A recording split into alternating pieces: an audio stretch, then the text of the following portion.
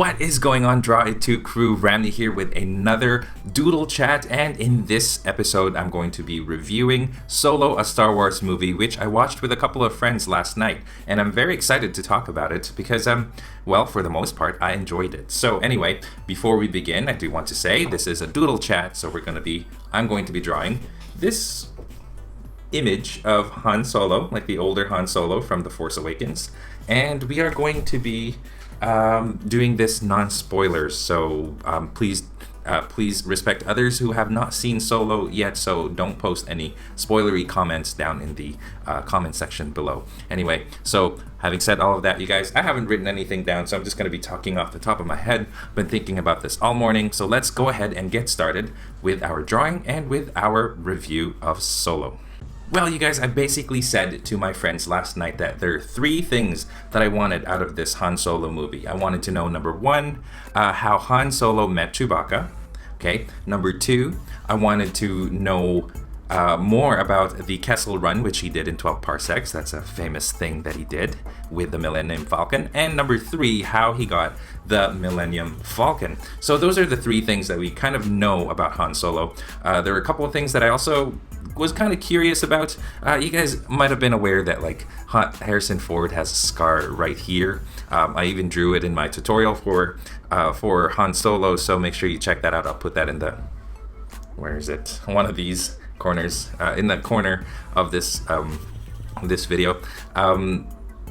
So yeah, I wanted to see if they would explore that scar, because they did in Young Indiana Jones. They explained how he got that scar.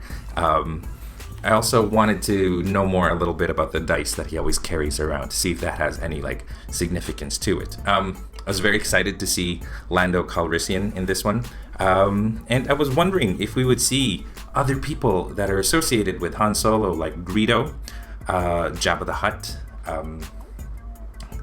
who else? Boba Fett. So those are the I think those are the three main characters that I kind of associate with Han Solo. So what did I think about those three things? Number one, Han Solo meeting Chewie. I thought it was handled pretty well, and I was convinced of their meeting and their mutual friendship that developed after that. I thought it was pretty well done. Like, it's not like what it used to be, I think, in canon, or back then when they had the canon. Now it's all legends. How Han and Chewie met. That's a little different than the way that they portrayed it in this movie, and I think it was pretty good. There wasn't a lot of character development for Chewbacca, really. You just kind of meet him as he is. There's not a lot of background in that. I wish that this movie kind of explored it a little bit more. So that's the negative thing. Okay, number two, the Kessel Run. Okay, we all know that Han Solo did the Kessel Run with the Millennium Falcon in 12 parsecs or something like that. And so, I mean, that's all been built up like for many years, 40 however many years that we've been told about the Kessel Run. So to finally see it on screen was pretty exciting. I think I really liked, well, it wasn't so much like a Kessel Run, because when I think of Kessel Run, I think of more like it's some sort of race. He was running with other people, like he's being chased and all that, but he was being chased, but not in a way that you think. So this Kessel Run was good. I think I was pretty satisfied with it.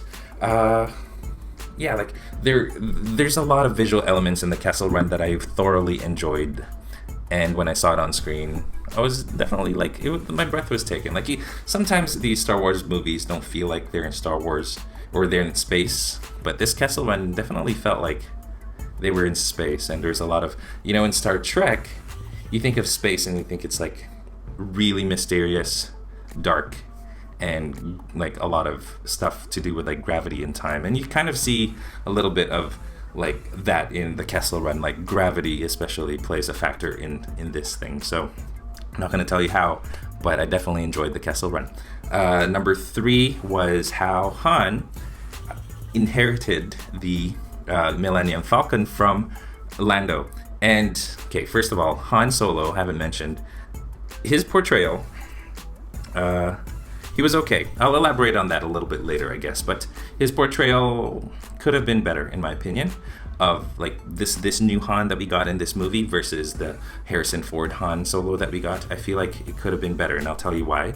But Lando, I think, is perfect. Like Billy D. Williams has that swagger, and I feel like Donald Glover has an equal amount of swagger because he's just a cool dude. And yes, so Lando, the way that he's portrayed in this movie is very much like the way that he was portrayed in the original trilogy. I think like you have the same kind of suave, mysterious, like wears capes and stuff, but and like you can't quite fully trust him, you know what I mean? But there's something likable about him. That's what I liked about Lando then. That's what I like about Lando now. And yeah, so there's like a really good relationship between Lando and Han as well, and I really enjoyed those moments. So yes, he got the Millennium Falcon. Han got the Millennium Falcon from Lando in a very entertaining way, like pretty entertaining, because it doesn't happen until later on, but when it happens, you're like, yes, that's it. That's how he gets it, and you feel very satisfied with the result of it. And I'm sure you guys already know, or many of you guys know, that he won the Millennium Falcon from Lando in a game of sabacc, right? Like, I think that's pretty well known. That's not a spoilery thing, but how they played that, how they played the scene was very entertaining to me. It's like, I mean, it's a card game, right? So it's hard to make that entertaining, but there was something about the way that the director directed it that it was very engaging. Like, card games to me aren't very engaging, but this had story and this had depth to it. So I thoroughly enjoyed it. So those are the three things that were very good. As far as cameos from others, there were cameos from characters that I did not expect cameos from. One in particular, and you'll know who I'm talking about when you watch the movie. But then there are other characters that I was hoping for a cameo that we did not get. And that's it. I'll just say it like that. I wish I'd seen them, but never got around to it. Now, the new characters, Kira, I think one of them, very mysterious. I feel like her story isn't finished, so I'm not sure if they're setting up Solo as like a trilogy or something, because it just feels like there's some elements of the story that was not complete, and Kira was one of them. I feel like her story's not finished. I feel like, and like, well, that's that. And then I guess I'll go into why I feel like this Han Solo, or the person playing Han Solo in this movie, his name is Alden Ehrenreich, I believe, just didn't feel like Harrison Ford to me. And the main reason was, if you think of Han Solo, you think of this really cynical, like, I'm better than you, why am I putting up with you, like really arrogant guy, right? Cynical, sarcastic, hard to talk to because he's just so depressing to talk to, I guess.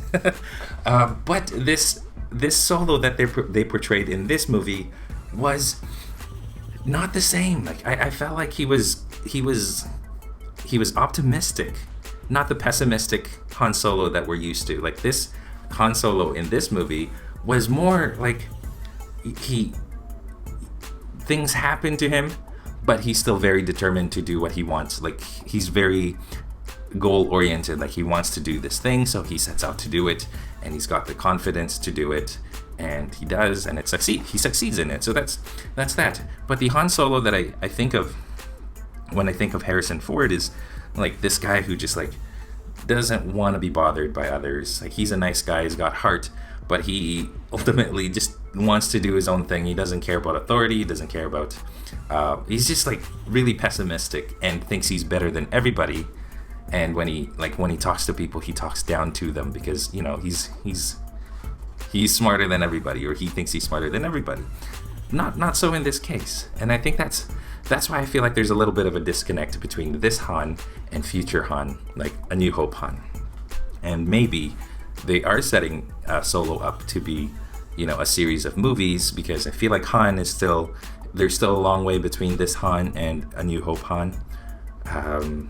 And like I said, there's Kira's story that hasn't been resolved yet. You don't know why. Like, there must be a reason why Kira is not mentioned in A New Hope and all the other future movies. But here it's not explained why. her presence is not mentioned in the future movies. Of course, you can't mention Kira in movies that happened in the past, you know what I mean? But there must be a reason why, but you haven't been given a reason. So, for the most part, Alden Ehrenreich did a pretty bang-up job as Han Solo. There's still just that disconnect between this Han, who's like optimistic, goal-oriented, and future Han, who couldn't care less about anybody but himself. So that's, yeah. So yeah, like there's that. So ultimately, I think I prefer this is a nice Han. I think this would be a Han that I would get along with. Would be easier to get along with this Han than future Han, in my opinion. So anyway, that's my takeaway from this movie, and I hope that didn't spoil anything, you guys. For the most part, the plot was decent. I was engaged throughout from beginning to end. There's some like minor things that I thought were a little bit like dragging too much. The Kessel Run was good, and then the last part was it was pretty good. It was pretty good. So ultimately, I would give this, if I were to grade it, I'd probably give it a B+ or a B. I don't usually grade, but I'm giving Solo B. And would I rank it up there with my other, like how would I rank it with the other Star Wars movies? Definitely higher than the from the prequel trilogy. Maybe a little bit higher than Rogue One, or maybe about the same as Rogue One, because I enjoyed Rogue One too. So that's it, you guys. That is all I'm going to say. This, I don't mean for my reviews to be so long, but I just have a lot to talk about. I hope you guys enjoyed my drawing of Han Solo. And that's this right here. And let me know your opinion, non-spoiler opinion of Han Solo down in the description below. Anyway, before we go, make sure you guys check out my my tutorials of all the Star Wars characters that I did in this channel. Make sure you check that out. I'll put that up now. I don't know where it is. I'll put that up now. And thank you guys for watching. And I will, there will be one more tutorial that is Solo related, and then we're gonna move on to other stuff. So you guys, thank you so much for watching. There will be other stuff like this in like future movies. Probably Ant-Man and the Wasp will be the next one that I'll do. So thank you for watching, and I will catch you guys next time.